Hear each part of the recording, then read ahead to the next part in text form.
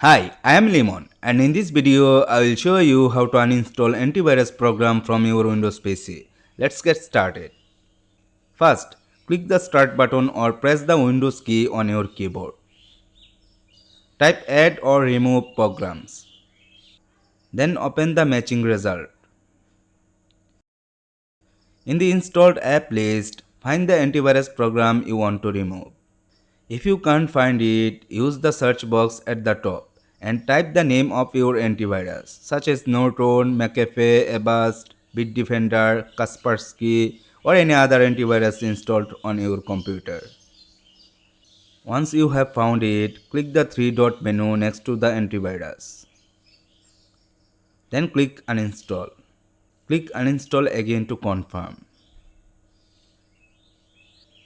The antivirus uninstaller will now open.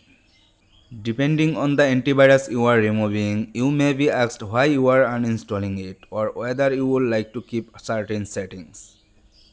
Simply follow the on-screen instructions and continue with the uninstall process. Click Next, Continue or Uninstall whenever prompted until the removal process begins. Wait for the uninstall process to finish. Some antivirus programs may ask you to restart your computer to complete the removal. If prompted, save any open work and click Restart. If you have an issue uninstalling any application, you can use a free program called iObit Uninstaller.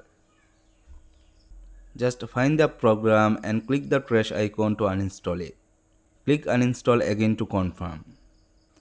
This software will uninstall the program and remove the leftover files. You can download this free app from the official website. I will put the link in the video description. After your PC restarts, go back to the installed app list or search for the antivirus again to make sure it has been completely removed. And that's it. You have successfully uninstalled the antivirus program from your Windows PC. If this video helped you out, leave a like and subscribe for more simple and easy to follow tech tutorials.